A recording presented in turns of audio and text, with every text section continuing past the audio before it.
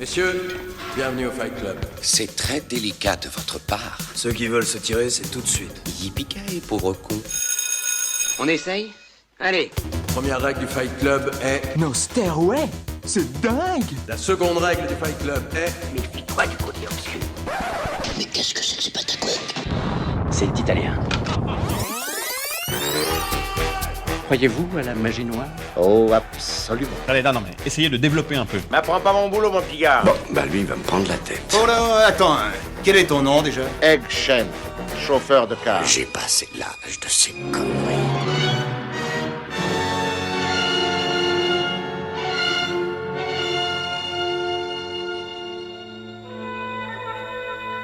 Salut à tous et bienvenue dans ce troisième numéro de Retour à l'écran. Comme lors de nos deux précédents épisodes, nous allons décortiquer mes deux camarades et moi, un film qui nous avait marqué étant jeunes, mais qui a été un peu oublié depuis. Pour ce troisième retour à l'écran, nous avons choisi Wolfen de Michael Whatley. Nous, c'est Tib, Max et Mick. Retour à l'écran, c'est parti. Croyez-vous avoir une chance contre nous, monsieur le cow-boy? Qui le sait? Qui le sait? Bonjour et bienvenue dans ce nouvel épisode. Salut Max. Salut. Et salut Thibaut. Salut. C'est l'été, mais pas de plage, pas de baignade pour nous, juste du bon cinoche. Et aujourd'hui, après Backdraft et Le Dernier Samaritain, deux films de 91, on reste aux États-Unis, mais on remonte le temps au tout début des années 80. Et on est très content d'aborder le film du jour qu'on adore tous les trois. Des attaques nocturnes d'une entité mystérieuse. Un inspecteur mène une enquête à la lisière du fantastique. Des Amérindiens qui évoluent dans un New York délabré. Tels sont les ingrédients du film du jour que l'on va décortiquer tous les trois. Alors Wolfen est donc réalisé par l'américain Michael Whatley, avec l'impeccable Albert Finney dans le rôle principal. Le film sort en France le 3 mars 1982, la même semaine que l'excellent Tootsie de Sydney Pollack avec Dustin Hoffman grimé en comédienne, et également la même semaine que Rambo, le grand film d'action de Ted Kotcheff avec l'autre rôle iconique de Sylvester Stallone. Comme d'habitude, nous allons décortiquer la fabrication du film, qui est pleine de rebondissements, puis sa réception, avant de terminer sur un court débat entre nous à propos du film qu'on a vu pour l'occasion. Un petit avertissement supplémentaire, pour décortiquer correctement le film, on est malheureusement obligé de spoiler certains détails majeurs du film. Mais avant cela, comment vous avez découvert Wolfen tous les deux ? Ce film, je l'ai tout d'abord découvert grâce à son affiche française signée par le grand affichiste Michel Landy. Je l'ai pas vu au cinéma puisque j'étais un peu jeune à l'époque, en 82, j'avais 8 ans. Ouais, pareil. Mais je l'ai découvert, en fait, quand j'étais gamin, je faisais le tour des cinémas avec mon père ou mon grand-père et cette affiche m'avait marqué. J'étais resté scotché devant cette affiche et je m'étais promis de pouvoir le voir un jour, ce film. Et puis en fait, j'ai attendu 3 ans de plus pour le découvrir en fait à la télévision, à l'occasion de la diffusion du film dans l'émission L'Avenir du Futur. Il est passé le 18 mars 85 et je l'avais enregistré en VHS à l'époque. J'ai pas été déçu puisque j'ai adoré ce film et je le revois depuis, encore une fois, très régulièrement. Je l'ai pas découvert en salle, comme vous, je pense. Mais voilà, c'est une découverte tardive, mais que je ne regrette pas. Eh ben, moi, je savais pas, mais c'est sûrement ça aussi, en fait. C'était mes parents qui avaient dû l'enregistrer, je suis tombé dessus. J'ai dit, tiens, qu'est-ce que c'est que ça?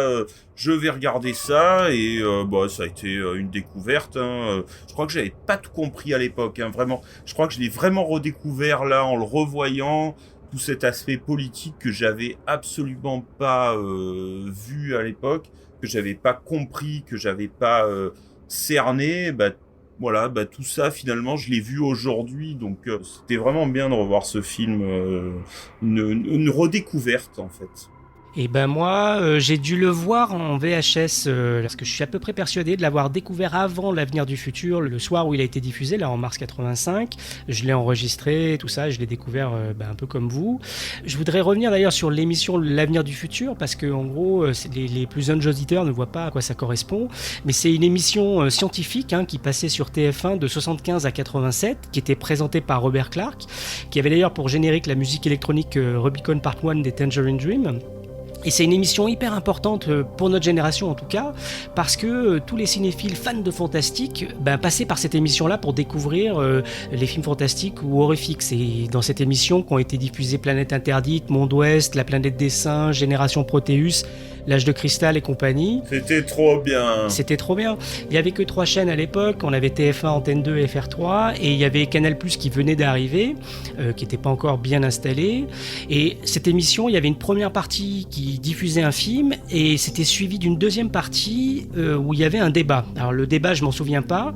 Mais ce soir-là, la thématique du débat, c'était nature morte. Donc j'imagine qu'ils ont dû parler un petit peu d'écologie et tout ça. Moi, je me souviens, pareil, de l'ambiance, du côté un peu mystique, tout ça, des plans en vision subjective, tout ça, ça m'avait vraiment marqué. J'aimais bien le film pour son atmosphère et en le revoyant encore aujourd'hui, j'ai été encore saisi par cette atmosphère-là. Hein. Donc ça n'a pas changé. Je trouve que c'est toujours aussi bien. Il y a une ambiance du tonnerre et c'est du cinoche, quoi, hein, vraiment. Hein. Alors il y a quelques petits défauts, mais il faudra qu'on parle d'abord de la fabrication du film pour comprendre d'où ils viennent, hein, ces défauts. Et justement, c'est le moment de lancer les hostilités. They can sense the rhythm of your blood. Hear clouds pass overhead. See where you are blind. A force so deadly, it will tear the scream from your throat. Wolfen.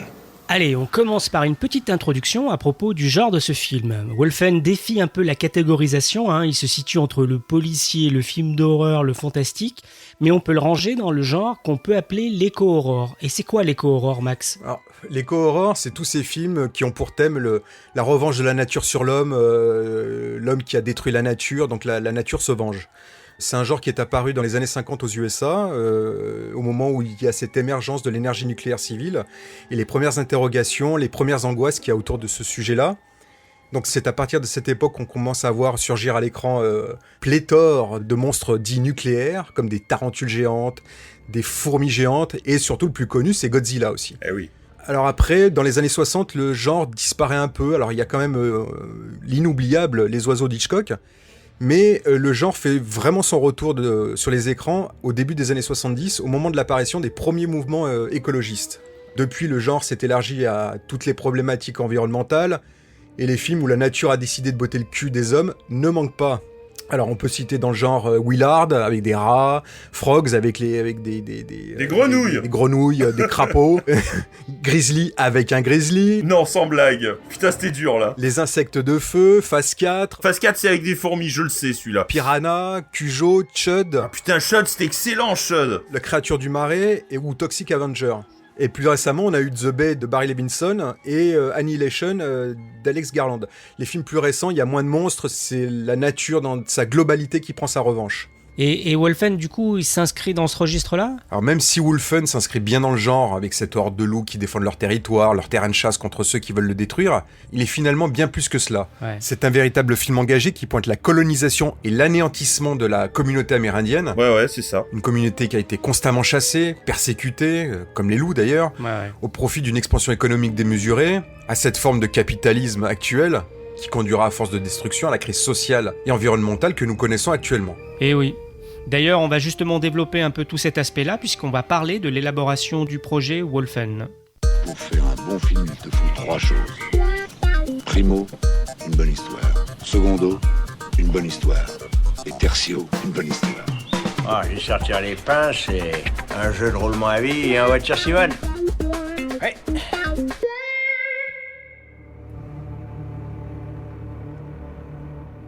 L'histoire se passe à New York, dans le quartier du Bronx, où un homme d'affaires et sa femme sont sauvagement assassinés. L'inspecteur Doué, qui avait été mis au placard, est rappelé pour mener l'enquête avec l'aide d'une autre enquêtrice, Rebecca, une psychologue spécialiste en terrorisme. Dans les jours qui suivent, on trouve d'autres victimes tout horriblement déchiquetées. La présence de poils sur les cadavres intrigue la police qui s'adresse à un expert en loups. Wolfen, c'est un roman à la base. Il a la même charpente générale que celle du film. C'est une enquête policière qui se déroule à New York. On retrouve globalement les mêmes personnages principaux. Mais il y a quand même plusieurs différences sur lesquelles on reviendra dans quelques minutes. Wesley Strieber, c'est l'auteur du roman. C'est quelqu'un qui est né au Texas dans les années 40. C'est un fils d'avocat. Et il entame une carrière prometteuse dans la publicité. Et finalement, il quitte tout. du jour au lendemain pour se tourner vers l'écriture. Et il écrit essentiellement des romans d'horreur, de SF, avec beaucoup de thématiques sociales, environnementales. Il parle de la peur du conflit nucléaire, les problèmes écologiques, tout ça. En 80, il livre The Hunger, qui est traduit en France par Les Prédateurs, qui va devenir une histoire adaptée au cinéma par un certain Tony Scott. Ah, je le connais pas, lui, je le connais pas. C'est qui ? On en a même pas parlé. Jamais. Alors, en 87, il sort en librairie son livre Communion, qui est pas un roman, mais c'est une sorte de témoignage dans lequel il raconte qu'il a été enlevé par des extraterrestres le 26 décembre 85 à New York. En tout cas, 2 ans plus tard, là encore, Communion est adapté au cinéma. Le film garde le même titre que le roman et c'est Christopher Walken qui en tient le rôle principal. Strieber est toujours en activité, il anime d'ailleurs le podcast Dreamland. Mais à l'origine, en 78, quand il signe Wolfen, c'est son tout premier roman. Le livre se vend plutôt bien et il attire rapidement l'attention de Hollywood. C'est donc Orion, une toute jeune société de production qui va acheter les droits du livre de Schreiber. Alors pourquoi ? Parce qu'il voulait à l'époque surfer sur la vague des films de loup-garou qui se préparaient ou qui allaient sortir à l'époque, même si Wolfen ne sera au final pas véritablement un film de lycanthrope. Je veux bien sûr parler du Loup-garou de Londres de John Landis ou de Hurlement de Joe Dante. 2 films sortis en même temps en 81. Ouais, voilà. Toute jeune société parce que fondée en 78 par 5 anciens cadres de United Artists, le fameux studio, qu'ils avaient quitté conjointement avec perte et fracas après un conflit interne. Après avoir signé un partenariat avec Warner pour la distribution de ses films, Orion va rapidement se travailler avec des réalisateurs prestigieux comme Blake Edwards, Sidney Lumet ou Philip Kaufman. Orion travaillait aussi sur plusieurs projets avec le réalisateur britannique Lindsay Anderson et pensait justement à lui pour diriger Wolfen. Mais finalement, le studio décide d'engager Michael Wadleigh et confie la production exécutive du film à Alan King. Orion débloque une enveloppe de 17 millions de dollars pour la réalisation du film. Et c'est qui alors Michael Wadleigh et comment il a commencé dans le métier ? En fait, il va faire ses armes comme chef opérateur, principalement dans les années 70, notamment sur Who's That Knocking on My Door, le premier film de Martin Scorsese en 67. Puis il réalisera plusieurs documentaires, dont un vraiment qui va devenir culte sur Woodstock en 70. Alors il est cité d'ailleurs aujourd'hui comme la référence des films de concert. Il a été monté d'ailleurs par lui et par Martin Scorsese, ainsi que Brian De Palma et Thelma Schoonmaker. Qui est la monteuse attitrée de Martin Scorsese. Tout à fait. Ouais. Alors c'est un festin de contre-culture de 3 heures, mais c'est parfaitement digeste. Il obtiendra carrément d'ailleurs l'Oscar du meilleur documentaire de l'année en 70 et rapportera plus de 50 millions de dollars pour Warner Bros. Avec un budget dérisoire de 600 000 dollars dont Wadleigh ne touchera presque rien d'ailleurs. Une carrière plutôt compliquée, peu reconnue, il devra attendre plus de 10 ans avant de se faire confier, donc sa première réalisation de fiction. Orion va se diriger vers lui justement parce qu'il apporte toute cette culture sociopolitique, cette culture hippie, voilà. Mais bon, peut-être aussi c'est ça qui va leur poser problème plus tard. Et qu'est-ce qu'il aurait fait, votre grand méchant ? On fait une enquête sur un meurtre. Quoi, un tueur en manteau de fourrure ? Ses poils ont été trouvés sur le corps de la victime. On croit rêver. Avec tous les dingues qui se trimballent à New York, il faut que vous accusiez une espèce en voie d'extinction. Est-ce qu'un loup, à votre avis, peut faire ça ? Quoi, c'est sérieux ? Non, c'est pas des blessures qui ont été faites par un animal. On peut dresser un loup sauvage ? Oui, mais alors ce ne serait plus un loup sauvage.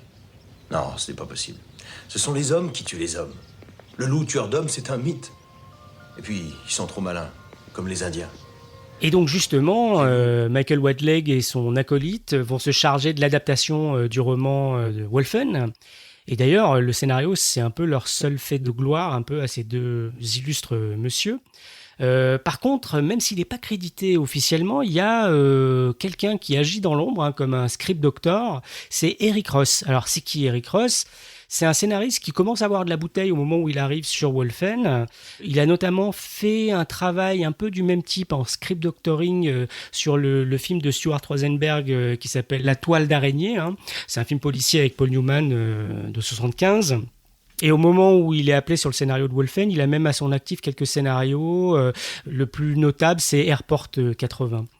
Par la suite, après Wolfen, il va surtout cartonner. Dans les années 90, il gagne un Oscar pour son adaptation du bouquin Forrest Gump pour Robert Zemeckis. Il est toujours en activité. Il est même là impliqué dans l'adaptation très attendue du Dune de Denis Villeneuve. Ah ouais. Donc difficile à dire ce qu'il a fait exactement. Est-ce qu'il est intervenu dès le début de la scénarisation ? Est-ce qu'il est intervenu au moment un peu plus tardif, pré-tournage ou pendant le tournage ? Ça, on n'a aucune source qui nous donne plus d'infos. En l'état, on a un scénario qui fait 153 pages. Donc on peut estimer que le film prévu avait une durée de 2h30 à peu près. Et il y a pas mal de différences avec le roman.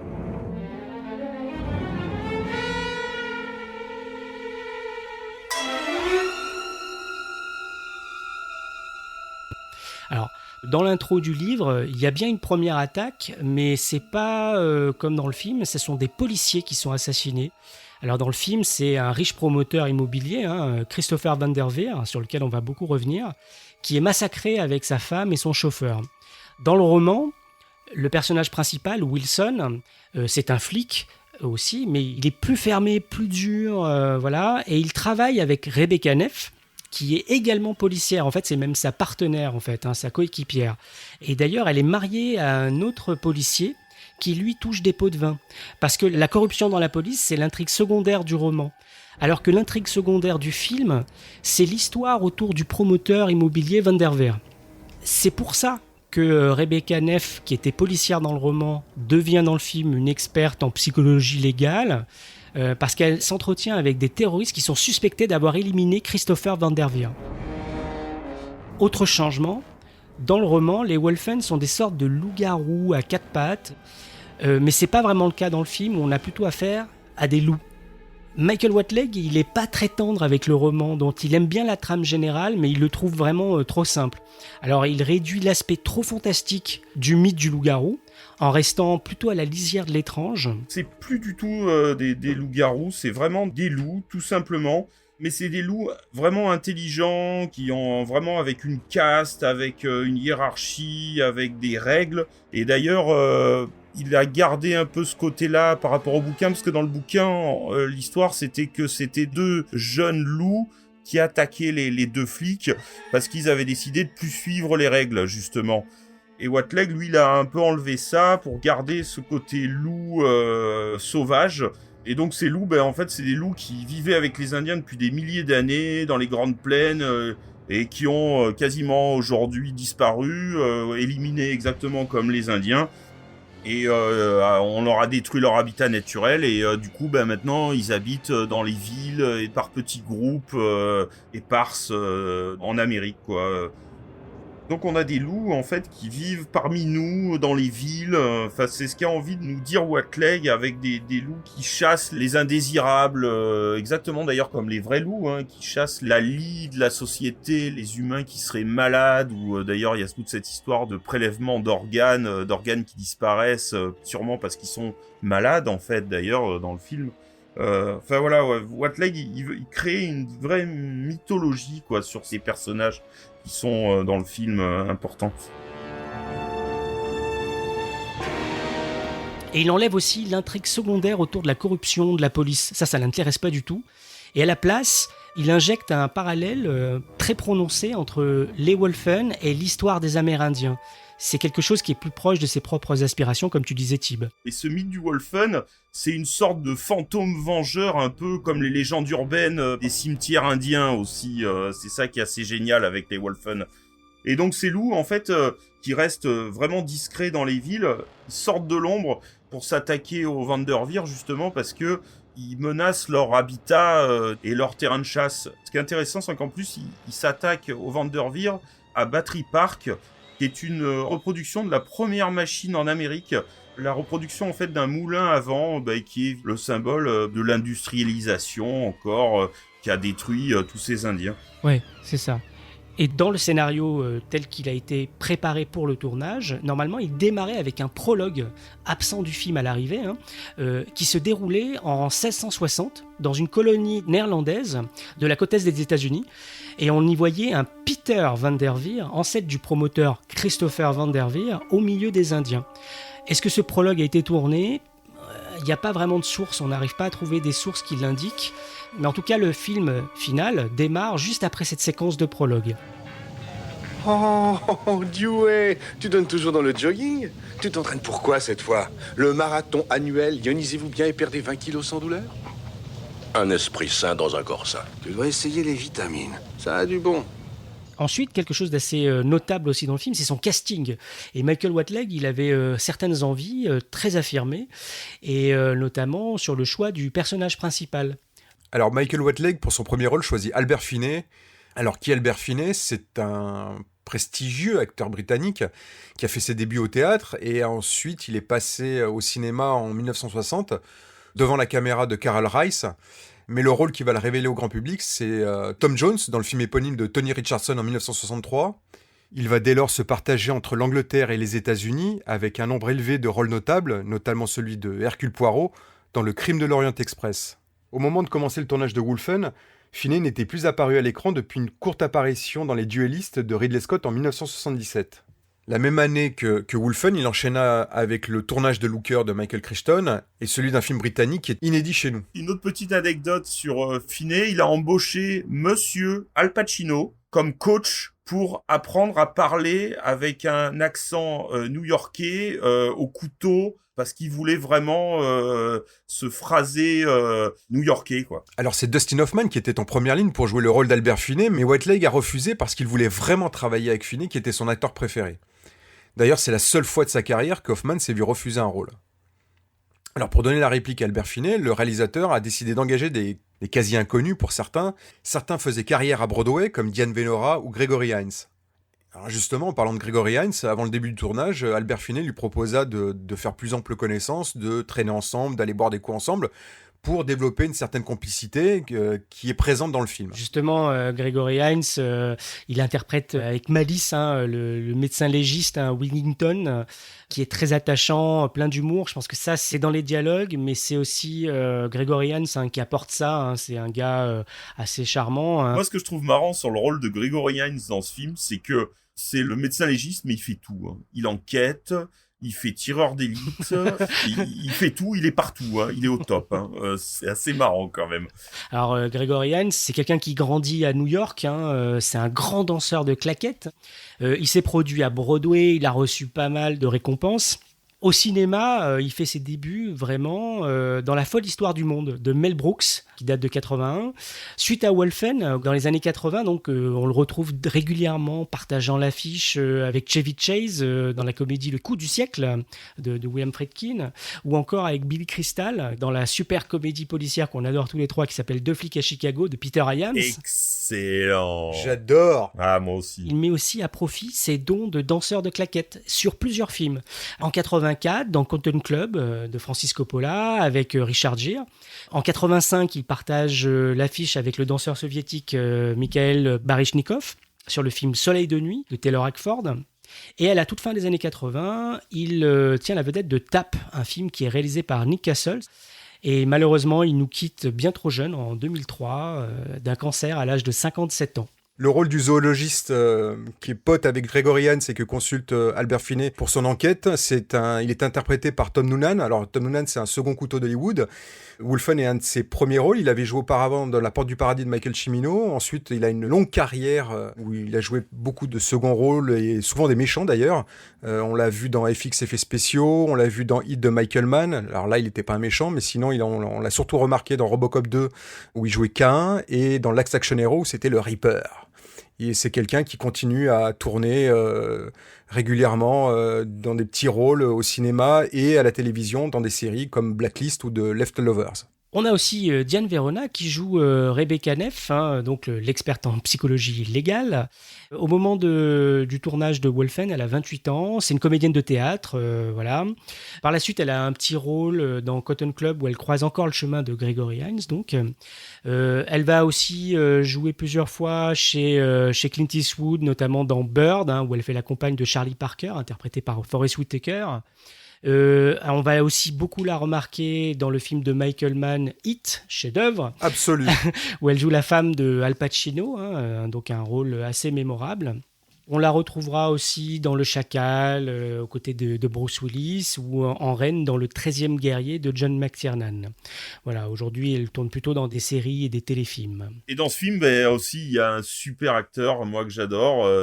C'est Edward James Olmos, dont Wolfen est un de ses premiers films, finalement, mais qui deviendra vite une véritable star en interprétant, par exemple, le chef de la police dans Deux flics à Miami, ou Gaffy dans Blade Runner, évidemment. Et surtout, pour moi, personnellement, l'amiral Adama dans la meilleure série de SF de tous les temps, Battlestar Galactica, en 2004. Ouais, c'est vraiment un super acteur, il a une sacrée présence. Il a aussi réalisé un film dans les années 90 qui s'appelle Sans rémission, American Me, qui est très très bon. Olmos, ce qui est intéressant, c'est qu'en fait, dans ce film, il joue Eddie Holt, qui est un Indien activiste qui a fait de la prison pour plus ou moins du terrorisme, justement. Il soupçonne d'être en relation avec l'assassinat des Vanderveer, voire même d'être un Wolfen, on sait pas trop. Et en fait, c'est un personnage qui est inspiré d'un vrai activiste et d'un symbole du combat amérindien qui s'appelle Léonard Peltier, qui a été accusé d'avoir tué en fait 2 agents du FBI dans les années 70 et qui est toujours en prison depuis et qui est toujours en train de se battre pour essayer il y a des tas de gens qui se battent pour lui pour essayer de le faire sortir de là. J'ai 2 fun facts aussi à dire sur le film. On voit, d'un côté, on voit James Tolkien, qui est le Strickland de Retour vers le futur. On le voit, il a même encore des cheveux. Et on voit aussi Reginald Vell Johnson, qui est le sergent Powell de Die Hard. Il est tout jeune, on le reconnaît à peine à la morgue. D'accord, pas mal. Donc ça y est, le scénario est verrouillé, la meute des bons acteurs est engagée. Le tournage va donc démarrer. T'as déjà rencontré des gens que tu n'as pas tués. Je t'ai pas encore tué, que je sache. Qu'est-ce qu'il veut? Il dit qu'il est en train de mourir. Dis-lui que je m'en fous. Il s'en fout. Tu crois qu'on pourra survivre à ce remords? Ce sera dur. On essaye? Allez. Alors tout d'abord, on a un chef décorateur qui arrive sur le film et c'est Paul Silber.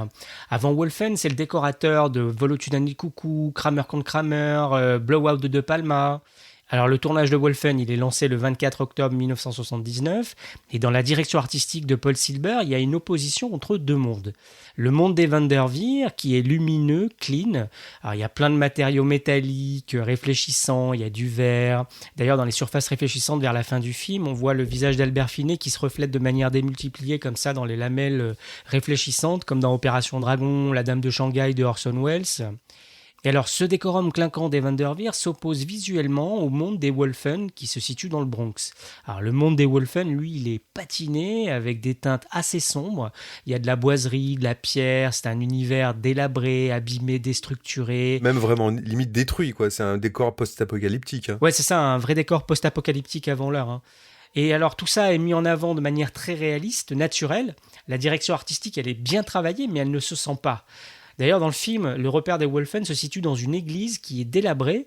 Et quand on voit le film, on a l'impression qu'elle existe vraiment. Mais en fait, c'est une construction, c'est ça? Eh ouais, ils ont commencé les constructions 6 semaines avant le début du tournage. C'est une superbe structure. Je crois qu'en fait, on n'a jamais vu une aussi grosse construction pour un tournage depuis, d'ailleurs, à New York. Bah c'est assez impressionnant parce qu'on a vraiment l'impression que c'est un vrai truc, quoi. Ah oui, moi je crois qu'elle est restée quelques temps d'ailleurs après le tournage. Ah ouais. Ouais, ils l'ont laissée en fait, elle n'a pas été détruite tout de suite.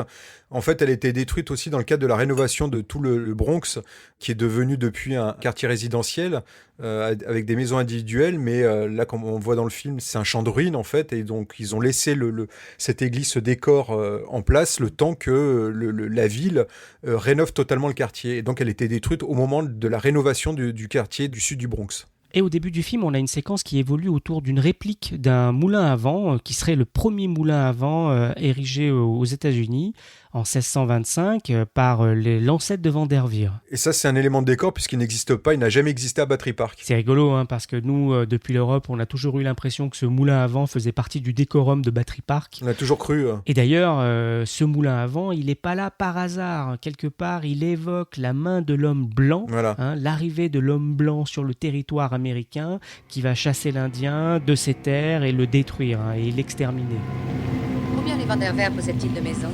Locust Valley, Long Island, Bahamas, Johannesburg, Rome, San Francisco et Ce petit pied-à-terre. L'extérieur du building des Vanderveer, en fait, c'est tourné devant le Chase Manhattan Plaza, donc à New York. Parce qu'il y a tout un symbolisme anti-capitalisme chez Watleg, et c'était symbolique que le final se passe à Wall Street. Voilà. La plupart des décors, ça a été tourné dans les studios d'Astoria de New York, dans le Queens, donc les bureaux des Vanderveer et le penthouse. Et le penthouse des Vanderveer, ainsi qu'aussi tout le côté de la base opérationnelle de société de sécurité qu'ils appellent Executive Surveillance Systems.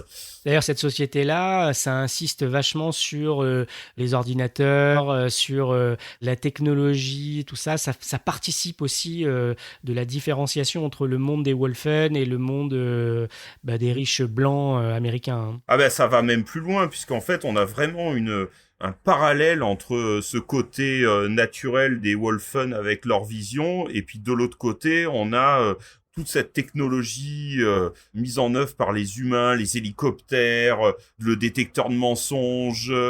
C'est surtout le détecteur de mensonges qui se rapproche la vision. Tout à fait. Tous les écrans, les détecteurs de mensonges qu'on voit quand ils interrogent les prétendus terroristes, en tout cas ceux qu'ils soupçonnent d'avoir tué Vanderveer au début du film, on voit toute cette technologie avec ces écrans où on voit toute cette solarisation qui se rapproche énormément de la vision des loups qu'on voit tout le long du film, de l'alien vision dont tu parleras tout à l'heure Thibaut. On voit ce parallèle en fait entre cette technologie et la vision naturelle des loups qui sont finalement assez proches. Ouais, c'est hyper astucieux. Hein. Il y a aussi le fusil de sniper aussi, avec la vision verte, et en plus il se balade avec l'amplificateur de son à côté. Tout ça pour essayer de rivaliser avec les Wolfen qui ont presque des super pouvoirs en fait. Alors ? Tu vois quelque chose ? Et le chef opérateur du film, c'est Jerry Fisher. Et Jerry Fisher, c'est un chef opérateur surtout connu à l'époque pour avoir bossé plusieurs fois avec Joseph Losey, Accident, Cérémonie secrète, etc. Il aura même un César de la meilleure photo pour Monsieur Klein avec Alain Delon. Il a bossé aussi avec Sidney Lumet, mais surtout il a aussi bossé avec William Peter Blatty sur la 9e configuration.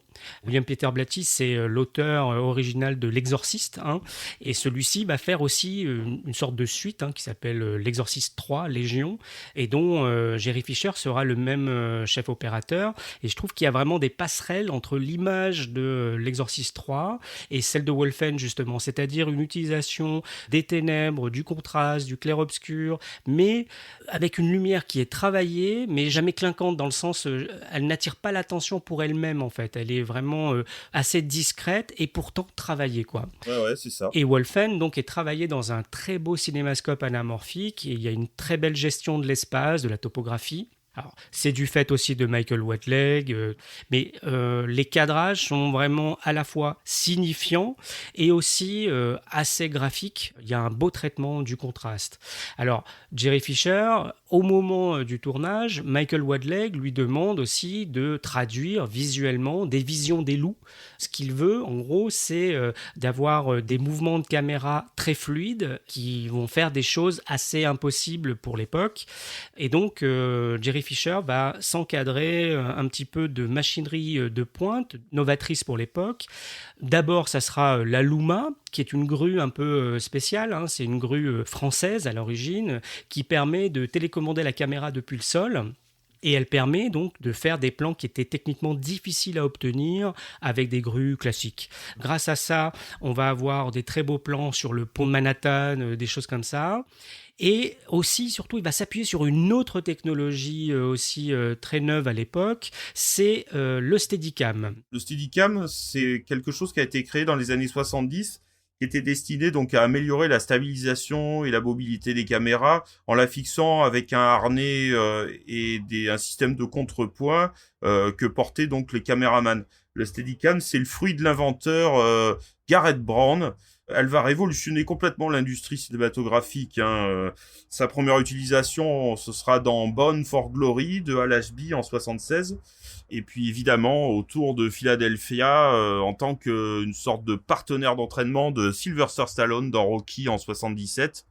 Mais je pense que c'est avec son utilisation 3 ans plus tard dans The Shining de Stanley Kubrick, en suivant Danny dans ses couloirs abominables de l'hôtel Overlook ou dans le labyrinthe, que en fait on va avoir ce look Steadicam qui va devenir presque un cliché visuel. Mais avec Wolfen, le réalisateur Wadleg et Brand, donc l'inventeur du Steadicam, ils avaient un pari beaucoup plus innovant encore. Non seulement ils devaient suivre des personnages avec rapidité et agilité, mais en plus en faire un personnage vivant. C'est souvent filmé à ras du sol pour se mettre à la hauteur des loups. On a vraiment l'impression qu'on est en caméra subjective d'un loup et c'est toute l'intelligence en fait de l'utilisation de ce procédé qui nous met nous-mêmes dans la position du loup, quoi. Voilà. Et après il y aura un retravail en post-prod, on en parlera tout à l'heure. Ouais, c'est ça, c'est parce qu'en fait ils voulaient avoir une vision infrarouge et tout ça, mais on en parlera après, ouais. Dans ce qui est tourné aussi, on a aussi affaire à des maquillages spéciaux. Donc on a Carl Fullerton, qui est un ancien assistant de Dick Smith, qui est un grand Manitou du maquillage spécial. Alors Fullerton, il a notamment assisté Dick Smith sur le maquillage de Au-delà du réel de Ken Russell, juste avant Wolfen. Et avant d'arriver sur Wolfen, il a même réalisé quelques maquillages gore pour la suite de Vendredi 13, Le tueur du vendredi. Alors après Wolfen, sa carrière évolue vite. Il va travailler sur les Prédateurs d'un certain Tony Scott. Jamais entendu parler. Tout est lié, les amis. Carl Fullerton, c'est intéressant ce qu'il fait sur Wolfen parce que il va mettre une attention particulière sur les détails un peu glauques, comme la main qui termine de se détendre après avoir été arrachée, ou encore la tête arrachée du personnage qui continue de bouger, les yeux et la bouche. D'ailleurs, c'est une scène qui fait référence à une allusion en fait de Gregory Hines plus tôt dans le film, qui parle des têtes coupées pendant la Révolution française, qui continuent pour certaines à réagir pendant 1 minute après ces fameuses décapitations pendant la Révolution. Le maquilleur, il a construit une tête spéciale avec un cou flexible en gélatine et une armature d'aluminium. C'est hyper saisissant, quoi. C'est hyper réaliste. Enfin, moi, la main qui continue à bouger après être arrachée, qui est au sol là sur cette pelouse de Battery Park, qui continue de bouger avec les reflets. C'est impressionnant pour l'époque. Enfin, on a vraiment l'impression que c'est une vraie main qui bouge, quoi. Ça a contrasté avec le reste du film en plus. Le film était assez calme et d'un coup, t'avais ces plans d'horreur au milieu. C'est vraiment choquant, quoi. Et cette attention particulière sur les détails un peu glauques a provoqué justement l'ire de l'Angleterre. Donc le film a été interdit aux moins de 18 ans, rated X, pour ces raisons-là. Alors au-delà des maquillages aussi, on a quelques séquences qui sont tournées en haut de certains ponts. Des séquences choc, notamment en haut du pont de Brooklyn. Yep. Avec l'acteur principal Albert Finney et James Olmos, qui sont donc vraiment en haut du pont de Brooklyn. Et donc ils se sont un petit peu cagués dessus. Et on sent d'ailleurs qu'Albert Finney, il était tenu par des câbles, mais pas tout le temps. D'ailleurs, on voit, il y a une scène où il est pas tenu du tout. Ouais. Il va vite se rattacher, on le voit faire. C'est une sacrée scène quand même. D'ailleurs, le vertige et tout ça, on sent quand même que Albert Finney, il s'en sert aussi dans son jeu. Il s'en sert, mais c'est surtout qu'on a l'impression qu'il est réellement flippé d'être là-haut, même si on n'est pas sur des hauteurs extrêmement élevées, mais on sent qu'il n'est pas rassuré. Alors ça joue à l'écran, ça joue sur ce contraste dans cette discussion un peu tendue avec James Olmos. Ouais. Autant Olmos, il est très à la cool. Très à l'aise. Très à l'aise, autant Finney, tu sens qu'il n'est pas rassuré, tu sens que c'est pas joué, quoi, qu'il flippe vraiment, et honnêtement, à sa place, je pense qu'on serait beaucoup à pas être rassuré non plus. Moi, je serais même pas monté. On sent bien qu'il n'y a pas de trucage, ça aide vachement les comédiens. Ouais, voilà. On voit clairement qu'on n'est pas sur du fond vert. On est réellement en haut du pont, enfin en tout cas dans une partie du pont assez élevée. On sent que l'acteur n'est pas rassuré et ça joue à nous en tant que spectateurs aussi. Ça m'a donné quelques frissons de vertige. Je me suis mis à sa place et voilà, c'est flagrant à l'écran. Cette manière de présenter aussi les personnages en hauteur sur les ponts et tout ça, c'est aussi pour donner aussi de l'assurance aux Indiens, aussi pour contraster avec les citadins qui ont l'habitude d'être sur le bitume. Parce qu'on voit que James Olmos, lui, son personnage en tout cas, il est hyper détendu. Voilà, je pense que vraiment la finalité derrière ces séquences-là, elle se trouve dans cette opposition de caractère-là. Ouais. Dis donc, c'est pourtant vrai que les Indiens ont pas le vertige. Aussi vrai qu'on est des alcooliques nés. Quand on veut être un héros, faut faire un travail de héros. J'espère que sur tes hauteurs, tu te tiens peinard, Eddie. Je fais de mon mieux. J'ai un bon boulot bien payé. Ça t'empêche pas de faire un peu de politique? La politique? Et le passé, Wilson. Et clou du film aussi, on a aussi la gestion des loups qui sont vraiment physiquement sur le tournage, quoi. Les loups, tout à fait. Et pas moins de 12 loups, qui seront même en fait logés dans un ranch à côté du New Jersey parce que la prod a refusé carrément de les garder sur le lieu de tournage, donc à Wall Street. Et donc pour tourner, il a fallu quand même qu'ils établissent quand même des sacrés systèmes de sécurité, c'est-à-dire des murs d'à peu près de 5 mètres au bout de chaque rue pour empêcher que les loups se barrent, des snipers qui avaient ordre de tirer sur les loups si jamais ils commençaient à être agressifs ou à vouloir se sauver. Ambiance. Et il y avait même une équipe complète qui avait été embauchée aussi pour être en fait à toutes les entrées de magasins et de métro pour surveiller aussi. Donc il y a eu quand même vraiment un gros travail de sécurité. C'était à la base une demande aussi des assurances qui voulaient pas prendre de risques avec ces loups parce que ce sont des animaux imprévisibles. Bon, c'était des loups apprivoisés, mais je veux dire... Ça reste des loups, hein. C'est quand même assez dangereux. T'imagines 12 loups lâchés dans Wall Street, je veux dire, le truc que tu reverras jamais.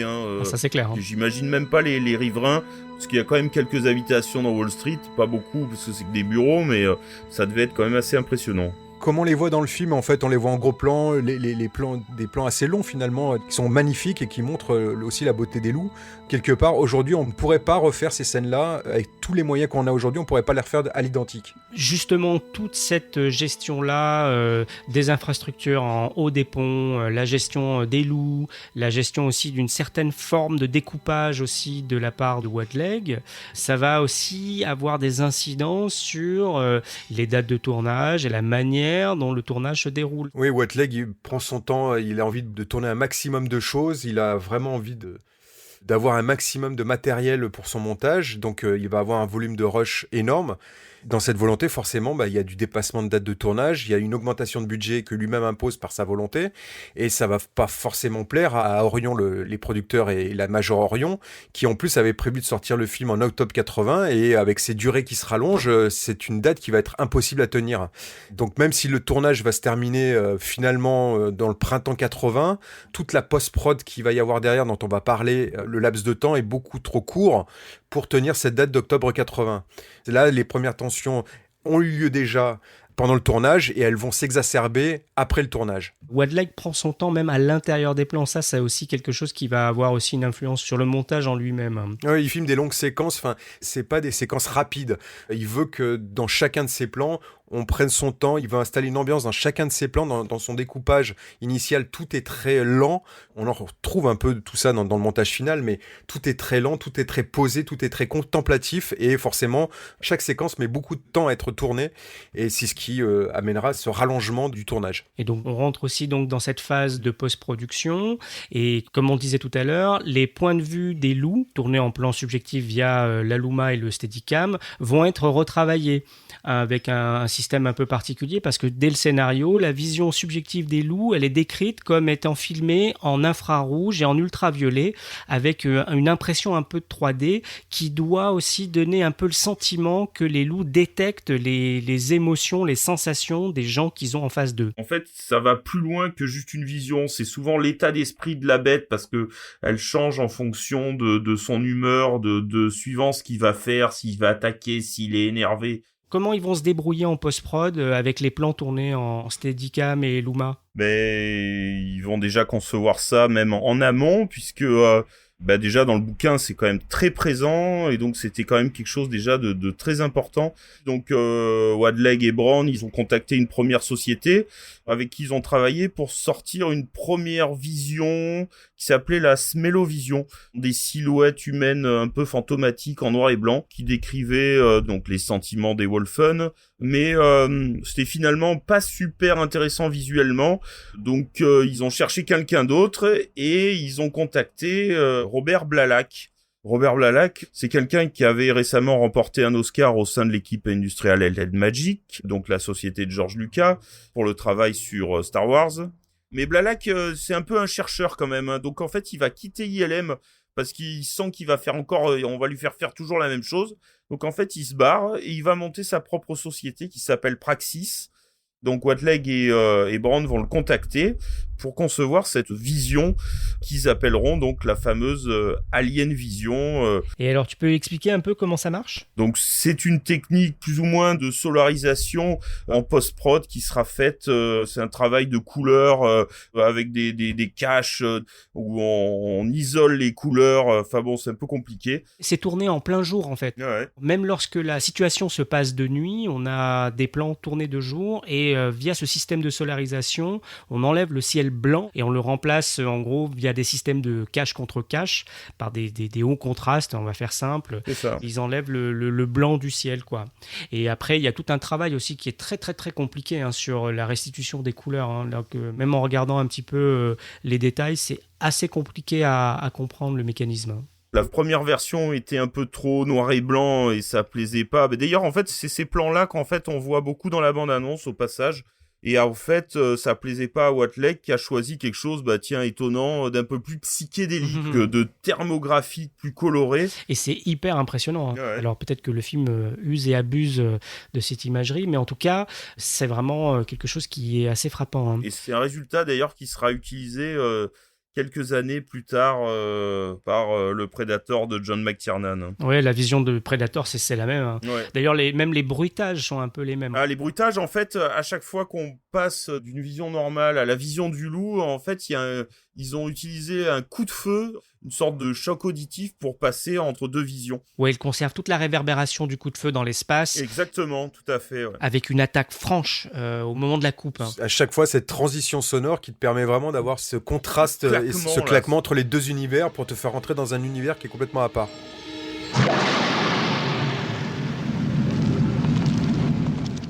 Et donc en fait c'est Alien Vision donc qui est vraiment là pour représenter l'état d'esprit de la bête. C'est un peu comme un super pouvoir et même dans le film c'est vachement important parce que ça fait écho à toute cette technologie déployée par les humains à côté avec les hélicoptères, les détecteurs de mensonges, l'amplificateur de son, les fusils à lunettes infravert. Ouais, mais c'est intéressant d'avoir cette mise en parallèle entre justement la vision du loup et toute la technologie humaine qui est mise un peu en parallèle mais qui ne sert à rien. Encore une fois, il y a un vrai discours là-dedans. Oui, c'est important. Hein.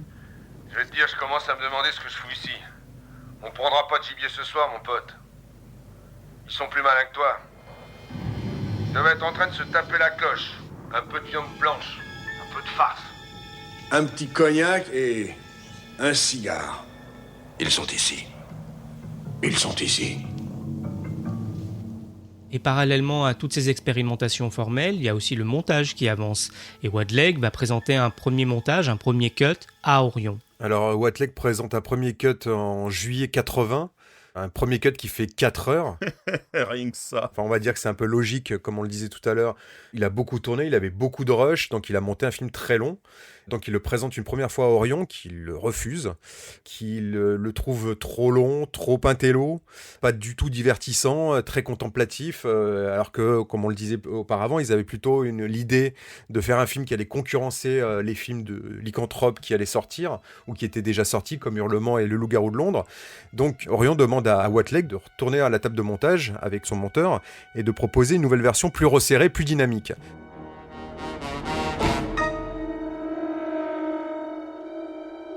Donc il présente un deuxième cut en septembre 80, donc 3 mois plus tard, et donc son deuxième cut fait cette fois-ci 2h30. Et le problème, c'est qu'Orion fait les mêmes reproches sur ce cut, trop long, encore trop intello. Whatley n'a pas divergé par rapport à sa vision globale de son film, et on peut le comprendre, mais Orion sent que même en raccourcissant le film reste pas assez rythmé, donc il lui demande de faire des reshoots. Et là, c'est à ce moment que Whatley refuse totalement de faire des reshoots et qui dit je m'en vais. Voilà, j'en ai marre, je me barre. Par contre, Michael Whatley demande quand même un droit de regard sur le cut final. Orion le refuse. Whatley demande aussi à ce que son nom soit retiré du générique.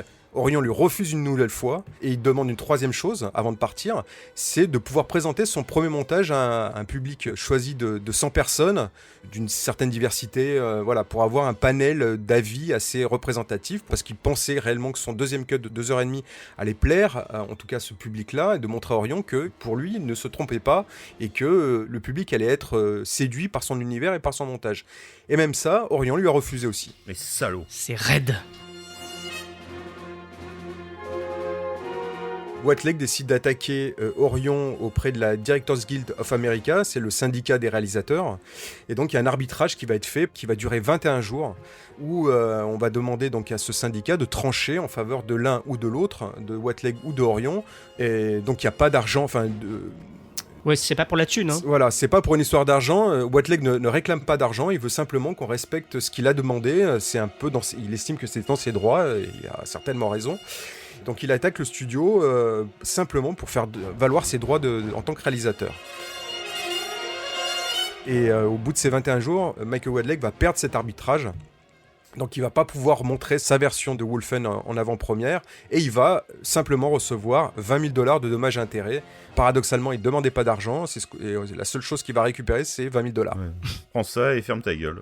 Ouais. C'est marrant parce que finalement, ce pourquoi il l'avait embauché, ce côté anarchiste et protestataire avec une vision sociale un peu différente et tout, c'est pour ça qu'ils vont le virer finalement, et ce qui va pas leur plaire, c'est assez paradoxal. Ce ne sont pas des loups qui tuent, c'est Wolfen.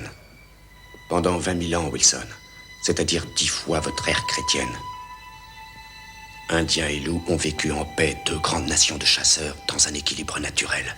Et puis ça a été le massacre.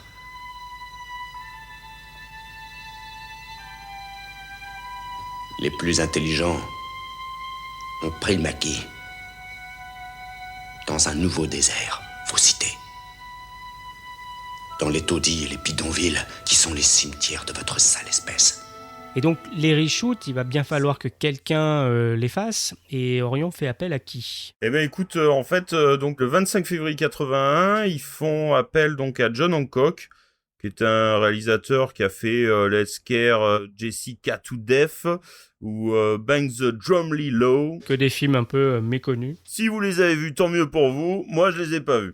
Bon, et donc il va être donc amené à tourner de nouvelles images, donc des reshoots, hein, comme on dit en ce moment, et principalement en fait des inserts sur les loups avec des grognements, des loups beaucoup plus agressifs. Ce que Whatley n'avait absolument pas fait, parce que lui, il voulait quelque chose de vraiment hyper réel, avec des loups, avec une sorte d'intelligence humaine vraiment vraiment particulière. Et donc, ils ont retourné donc ces plans pour donner ce côté beaucoup plus animal aux loups. Et puis pour qu'ils soient plus effrayants aussi, quoi. Ouais, plus effrayants, plus bestiaux, pour donner un peu plus de mordant au film. Ouh, attention. Et on a aussi toute une phase sur la post-prod son. On va avoir 2 sound designers en particulier, hein, Robert Grieve et Andrew London, qui vont se charger un peu de cette partie-là. Alors, Robert Grieve, c'est quelqu'un qui vient de travailler sur The Changeling, l'enfant du diable de Peter Medak, qui est un très très bon film de fantôme. Et donc voilà, il va amener un peu des sonorités, il va faire des recherches, donc les fameux bruitages dont on a parlé pour l'Alien Vision avec le coup de feu et tout ça. Ensemble, ils vont aussi élaborer aussi des contrastes sonores entre ce qui se passe dans la ville, ce qui se passe à l'intérieur de l'église abandonnée. Il y a des vraies différences d'ambiance, de prise de son aussi. C'est assez intéressant. Et ce qu'il y a de notable aussi sur Wolfen, c'est que c'est un film qui est sorti en copie 35 classique, en Dolby Stereo, qui était un peu la norme qui commençait à s'imposer à l'époque depuis Star Wars et compagnie, mais aussi en copie prestigieuse 70 mm avec un mixage 6 pistes qui utilisait le format Mega Sound. C'est la Warner qui a inventé ce procédé pour concurrencer le Sensurround de la Universal, qui était utilisé notamment sur le film Tremblement de terre, en 1974. Ces 2 systèmes, Mega Sound et Sensurround, ils amplifient fortement les basses fréquences, voire même les infrabasses, lors des séquences d'accidents, les explosions, les bruits sourds, etc. Donc on avait des cinémas qui étaient équipés avec plein de haut-parleurs comme ça, disséminés derrière l'écran, avec un fort volume, donc uniquement centré sur les infrabasses, et ce qui fait que ça provoque un effet viscéral sur le public. Donc on est pris aux tripes, et puis voilà, c'est quelque chose dont on est plutôt habitué aujourd'hui, puisqu'on a le Dolby Atmos et tout ça, on a des choses avec plein de fréquences. Avant on vomissait, oui. Et avant on vomissait, et aujourd'hui on est un peu plus aguerri, quoi. Voilà. Donc on va retrouver cette utilisation d'infrabasses sur les explosions, sur les attaques, sur l'Alien Vision, etc. Voilà, il y a ce décalage là qui essaye de mettre en immersion le spectateur, et c'est assez novateur aussi pour l'époque. Qui dit son, dit aussi partition musicale. Et donc, pour faire la composition du film, on va faire appel à James Horner. Eh ben non. Ah. En tout cas, pas au début. Ah oui, c'est vrai. Le premier compositeur qui est engagé par Orion pour faire la musique du film, c'est Craig Safan, qui est un compositeur qui a fait pas mal de BO. Il y a notamment Remo sans armes et dangereux quelques années plus tard. Et surtout Starfighter. La BO de Starfighter, j'adore. Et la BO de Starfighter, en effet. Donc il est engagé pour écrire le score du film.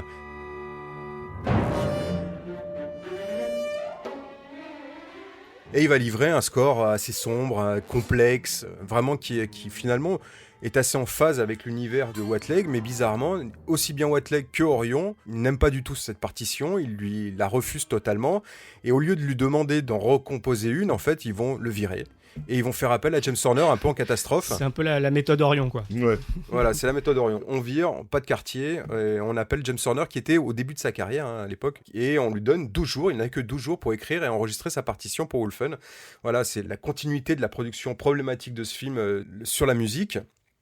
Donc pour en revenir à James Horner, c'est quelqu'un qui donc il est en début de carrière, il avait composé quelques musiques de séries B horrifiques, mais rien de très significatif encore.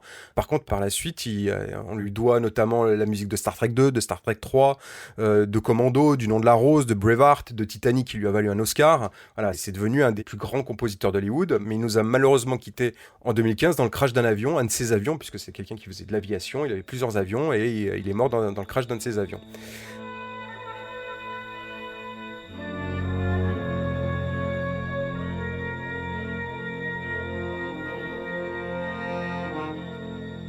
Et alors, est-ce que Horner prend le contre-pied un petit peu de ce qu'a proposé Safan juste avant lui ? Ben, à mon sens, pas tellement, parce que les deux scores sont pas si éloignés que ça. L'ambiance qu'a mis Horner dans son score est finalement assez similaire à celle de Safan. Elle est tout aussi complexe, tout aussi sombre.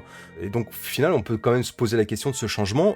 À ce moment-là, Whateleg n'est plus sur le projet, Orion la valide, et donc c'est celle-ci qu'on entend dans le film. Qui est excellente, hein, d'ailleurs, hein, franchement. Ah, c'est une BO, hein. C'est génial. Qui est une magnifique BO. D'ailleurs, Horner, ce petit chenapan, va réutiliser une partie de ce score dans Aliens, le retour, le film de Cameron, et dans Star Trek 2 de Nicolas Meyer. Tranquille, quoi. Et ça passe crème.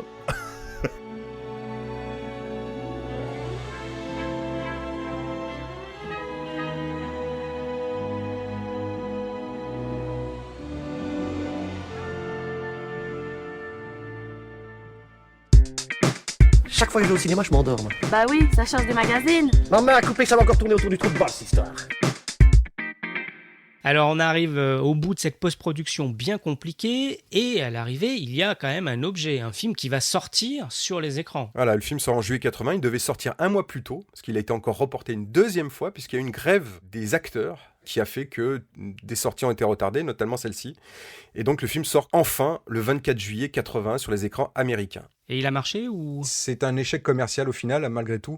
Wolfen ne rapporte qu'à peine 10 millions de dollars de l'époque, pour un budget de 17 millions, comme je disais tout à l'heure. Aïe, pas glop.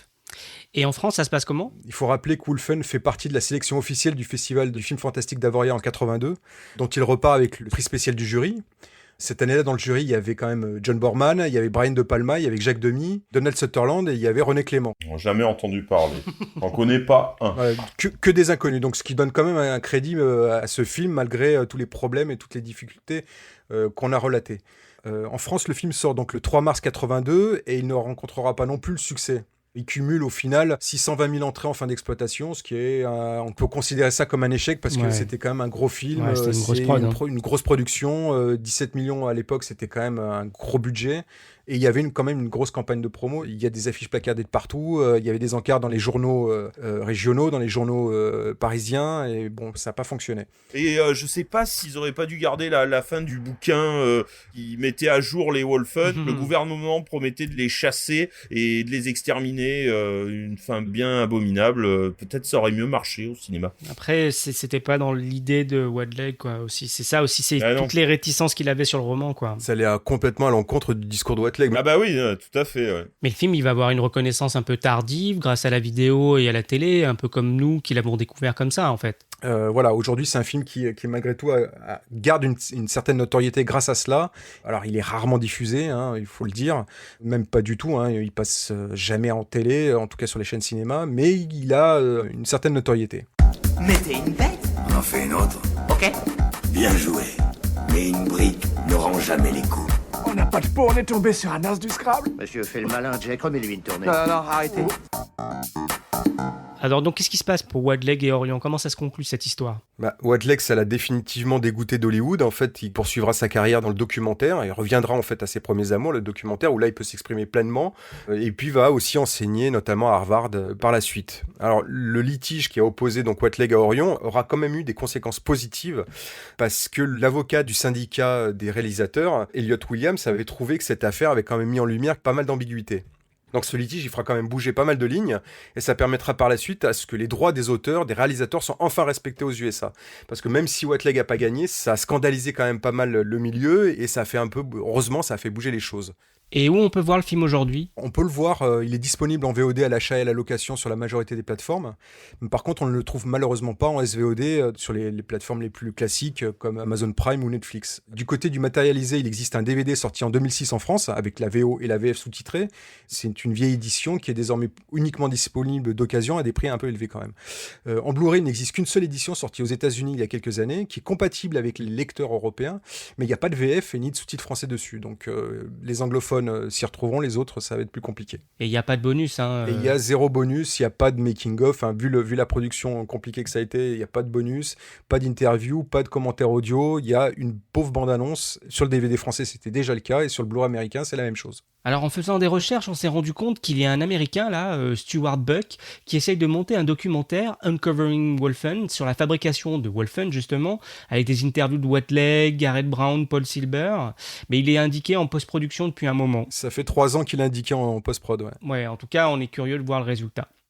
Oui, on va rigoler par Toutatis. Écoutez Thérèse, je n'aime pas dire du mal des gens, mais effectivement elle est gentille. Vous savez, les avis, c'est comme les trous du cul. Tout le monde en a un. Eh bien, mettons-nous au travail. On va rigoler. Et maintenant, comme d'habitude, nous arrivons dans la rubrique « Que reste-t-il selon nous ?» Eh bien donc, que reste-t-il selon nous, Tib? Moi, il me reste des tonnes de choses de ce film. Hein. Moi, je me suis éclaté. J'adore cette intro là où on voit ces Indiens en haut du pont là qui observent un peu comme une sorte de vautour là, qui observent la ville, qui dominent la ville. D'ailleurs, il y en a un qui donne la béquille à un oiseau. Alors, je sais pas, on peut voir ça comme si c'était une sorte de communion avec la nature. Et puis après, avec ces plans qui sont magnifiques sur New York, on voit les 2 anciennes tours jumelles qui ont disparu depuis, qui dominent aussi, elles, des tonnes d'immondices et de gravats. On se croirait dans un paysage apocalyptique. C'est assez envoûtant quand même tout ce début. Et après tout ça qui est stoppé net par ce compte à rebours qui démarre comme le compte à rebours d'une fusée. Et on voit, et au lieu d'une fusée, en fait, c'est un immeuble qui s'écroule dans la fumée. C'est presque une fusée à l'envers, quoi. Ça fait partie des trucs qui me font kiffer dans le film. Ouais, les 10 premières minutes sont hypnotisantes, hein. Il y a une manière de présenter les choses. Tous les éléments qui sont placés évoquent quelque chose en sous-texte. C'est-à-dire que dès le début, on découvre les ponts de New York et les Indiens qui surplombent la ville. On voit d'ailleurs James Olmos, tout en haut d'un pont qui fait tourner au vent, là, une sorte de fronde qui fait un son hyper sourd, sûrement amplifié par le méga sound. Et ensuite, on voit un lieu à l'abandon avec le décompte dont tu parles et ce vieil immeuble qui s'écroule au premier plan. On découvre effectivement la fameuse église des Wolfen comme ça. D'ailleurs, le titre arrive sur l'image et l'église et le titre sont donc associés. Tout de suite après, on voit avec la vision des Wolfen, Vandermeer qui célèbre et inaugure la future construction qui remplacera le site à l'abandon. Et puis après aussi, on découvre les Vandermeer dans une limousine blanche, c'est le motif de la direction artistique des Vandermeer. Cette voiture, elle est en mouvement, en permanence sous un contrôle électronique et informatique de pointe. À l'intérieur, il y a sa femme, également habillée en blanc, qui sniffe de la coke. Tout ça connote le couple, qui est dans le confort technologique et la débauche, quoi. Le trajet de la limousine est légèrement contrarié par James Olmos, qui est encore en hauteur sur le pont et qui jette une bouteille sur le pare-brise. Il y a d'entrée de jeu cette mise en parallèle-là. Toutes les thématiques sont présentées dès ces 10 premières minutes que je trouve vraiment fantastiques et qui sont pour moi du niveau de l'ouverture d'un film comme Délivrance. C'est un découpage vraiment fabuleux. Moi, je suis d'accord avec toi sur ces 10 premières minutes. Ça m'arrive de temps en temps de vouloir voir justement que ces 10 premières minutes. Ouais, et en fait, je suis tellement scotché par ces 10 premières minutes que finalement, je continue à regarder le film jusqu'au bout. À elles seules, elles valent le détour, même si le reste du film est très bien. Ces 10 premières minutes sont magnifiques. Un autre truc aussi qui me fait kiffer, c'est toute cette scène dans l'église au milieu du film où il s'aventure dans l'église avec la fille, là, cette scène, elle est prenante, c'est ambiance au couteau, j'adore. Il y a tout ce suspense. Est-ce que c'est un cri de bébé qu'on entend ? Est-ce que ça d'où vient ce cri ? Et Diane Venora qui commence à monter les escaliers, et puis à un moment il se retourne. Et l'autre, puis il vient, il va la chercher. Oh putain. Il se retourne parce qu'il comprend, il y a une panique et tout le montage s'accélère. Et puis cette scène absolument géniale avec James Olmos tout nu, genre indien zarbi à moitié à poil, c'est un peu ça, qui nous fait, alors que on avait des films en même temps, genre Hurlement ou Le Loup-garou de Londres, avec des méga transformations, nouvelle génération, en plein jour, où c'était le challenge de faire la plus belle transformation. Et là, au lieu de ça, on a James Olmos qui nous fait une prestation à poil, qui bave, qui hurle à la lune, qui court sur la plage. Là, en plus, je vous rappelle qu'on est quand même au mois de novembre. Putain, il devait franchement se peler le cul. L'autre, Albert Finet, il a l'air complètement dépassé. Il sait pas si c'est du lard ou du cochon. Même, on se demande si c'est pas lui le cochon qui va lui sauter dessus à la gorge. Enfin, franchement, elle est excellente. Non, voilà, c'est minimaliste par rapport à ces autres films, quoi. C'est trop bon. Moi, j'adore. Il y a aussi une volonté aussi de traduire l'état sauvage. Le retour à l'état sauvage. C'est encore une fois une mise en confrontation des Wolfen et des Indiens qui sont un peu pareils, quoi. Alors que l'homme blanc citadin, lui, il est habillé, il a tout un système technologique qui se met autour de lui, mais finalement, il est rien par rapport à l'état primitif, quoi. C'est ça l'idée, je pense. Moi, c'est pareil. Enfin, c'est un film que j'ai toujours aimé, que j'aime toujours aujourd'hui. Là, en le revoyant pour ce podcast, j'ai été encore captivé pendant les quasi 2 heures. Même si c'est un film au rythme lent, presque contemplatif, mais c'est un film que je trouve envoûtant. Il y a ces scènes d'introduction, ces plans d'introduction dont tu parles, qui déjà te mettent dans une ambiance. Et ensuite, tu as cette première scène autour de Van der Werf et de sa femme et de son chauffeur, qui, quand je l'ai vu la première fois gamin, m'avait marqué. Et en revoyant le film encore une fois, je suis toujours autant captivé dès le départ par cette scène qui est finalement assez violente et qui dénote un peu de tout le reste. Et il y a des fulgurances de violence dans ce film-là, au milieu d'un rythme très très lent. Il y a ce New York qui est toujours désert. C'est assez hallucinant. D'ailleurs, c'est peut-être la seule fois où on voit un New York aussi désert dans un film qui n'est pas un film post-apocalyptique, même si les décors du Bronx à ce moment-là sont totalement post-apocalyptiques, avec tous ces immeubles en ruine où il n'y a personne, où c'est comme s'il y avait une bombe nucléaire qui était tombée sur New York. Ah ouais, mais ça fait penser à New York 1997 d'ailleurs, qui est sorti en même temps. Après, en revoyant le film et en sachant maintenant tous les problèmes de production qu'il y a eu, j'ai quand même noté quelques petites incohérences, quelques petits problèmes en fait dans le montage. Bon, ça n'entache en rien mon avis, en tout cas mon impression finale. Mais il y a par exemple le personnage de Tom Noonan qui arrive un peu comme un cheveu sur la soupe. Voilà, on le découvre comme ça, le zoologiste qu'on va consulter pour faire avancer un peu l'enquête. On apprend plus tard finalement que c'est un pote de Gregory Hines, mais ça n'a pas été introduit.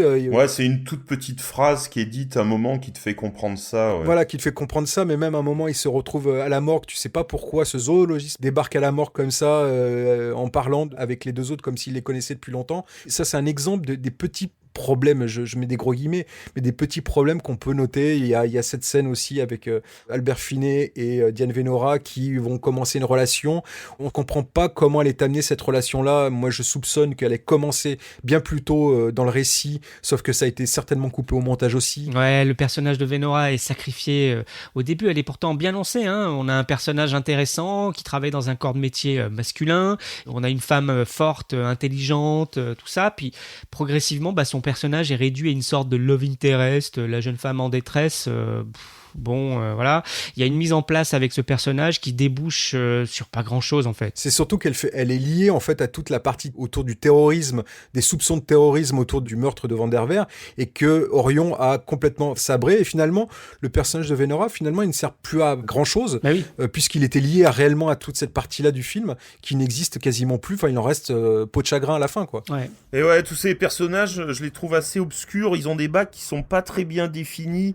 Par exemple, Albert Finet, finé, qui on sait pas trop, apparemment il a un lourd passé, apparemment il a l'air de sortir du placard pour une histoire, on sait pas trop, une bavure sûrement ou quelque chose comme ça. Enfin c'est vraiment obscur tout ça, et le seul personnage qui est vraiment bien fait, bien défini, c'est James Olmos. Habillé ou tout nu? Habillé, hein, et tout nu, les deux d'ailleurs. Faut rappeler quand même qu'on avait un montage de 4h30, qu'on a réduit à moins de 2 heures, donc il y a des choses qui ont été coupées, qui je pense étaient essentielles dans la narration, que Orion a estimé pas forcément essentielles. Bon, encore une fois, je répète, hein, ça n'entache en rien le récit, ça n'entache en rien l'impression qu'on peut avoir générale du film, mais voilà, c'est les petites remarques que je pourrais faire, sinon c'est un film pour moi formidable, c'est un film qui est méconnu finalement, et qui est pas si apprécié que ça aussi. Ceux qui l'aiment pas lui reprochent justement cette lenteur, ce côté contemplatif. On est dans une enquête, mais qui se passe d'une manière très mystérieuse, très lente. Ça plaît pas à tout le monde. Moi, ça me plaît beaucoup. Voilà, ça pétarade pas toutes les 2 secondes. Toute cette scène finale à Wall Street et dans la tour Vanderveer qu'on peut comparer un peu à un portrait de Donald Trump. Hein. Exactement, j'allais y venir. Toute cette scène finale qui est forte, et toute la symbolique et finalement toute l'essence en fait du message est dans cette scène finale aussi, qui est formidable. Voilà. Il y a aussi un truc moi qui me fait marrer dans ce film, c'est ce côté détaché des personnages, notamment de Finney et de Gregory Hines, là, quand ils sont tout le temps en train de bouffer, à côté d'être coupés, de trucs bien dégueux, ils n'ont rien à péter, et ils déconnent à côté de ça, c'est assez marrant, je trouve. Je pense réellement que c'est pour appuyer le côté société de consommation, tout ce que dénonçait Whitelegs au départ, ce qui reste encore dans le film, mais je pense que c'est ça, c'est que montrer qu'en fait que l'humain, le blanc, on est en plein dedans, hein, encore une fois, il bouffe tout le temps, enfin il surconsomme, il détruit la planète, voilà. Ah ouais, c'est pas faux, ouais. On est dans une continuité en fait des messages à la Romero en fait. Moi je pense qu'on a 2 réalisateurs là qui sont pas si éloignés que ça, en tout cas dans leurs intentions et dans leur discours, quoi. Tout à fait, ouais. Après, moi, je vous rejoins, hein, j'ai aimé revoir ce film-là, c'est du cinoche, il y a des ambiances pesantes, il y a un rythme plutôt héritier des années 70, hein. On n'est pas vraiment dans un film des années 80, on est plutôt dans la rythmique et le type de narration des années 70, hein. Et c'est ça que j'aime, hein. Et on en a déjà beaucoup parlé, mais toute l'intrigue secondaire qui met en parallèle les Wolfen et les Amérindiens, je trouve ça vraiment pertinent. Il y a d'ailleurs une séquence qui se trouve dans un bar avec James Olmos et puis un autre Indien. Ouais, je voulais y venir. Et voilà, Albert Finney comprend plein de choses dans cette séquence. Et au moment où les Indiens expliquent tout ça, derrière Finney, à l'arrière-plan, il y a un drapeau américain. Ouais, c'est un drapeau américain tout abîmé, un peu à la Jasper Jones, c'est excellent. Et voilà, le sous-texte du film qui était en germe dès les 10 premières minutes explose à la gueule du spectateur dans cette séquence, hein. Et puis, toujours dans ce bar, t'as cette caméra qui se fixe sur une photo ou un portrait de Geronimo. Oui, tout à fait. Qui montre que, même si on a essayé de les déboulonner, ils sont toujours là, et que Geronimo, c'est un peu le symbole de la résistance des Amérindiens face aux Blancs, en fait. Bah ouais, c'est ça. En fait, tu parlais de cinéma, oui, c'est un film qui est vraiment mis en scène. Tout est pensé, on le sent. Whitelegs, il a mis en scène son film de bout en bout. Il n'y a rien qui a été laissé au hasard. Tout a été pensé. Ouais. Chaque plan a été travaillé. Chaque plan raconte quelque chose. Non, mais il le dit qu'il en est content du résultat, hein, quand sur les choses qu'il dit, il dit que quand même tout est là. Ouais, tout à fait, hein.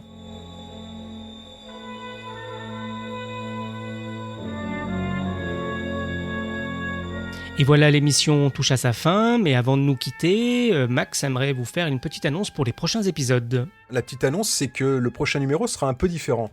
En effet, à partir du prochain épisode, on va vous proposer en complément et en alternance avec ce podcast habituel que vous écoutez depuis 3 épisodes, un format un peu plus court qui va s'appeler Retour à l'écran express. Et c'est quoi Retour à l'écran express ?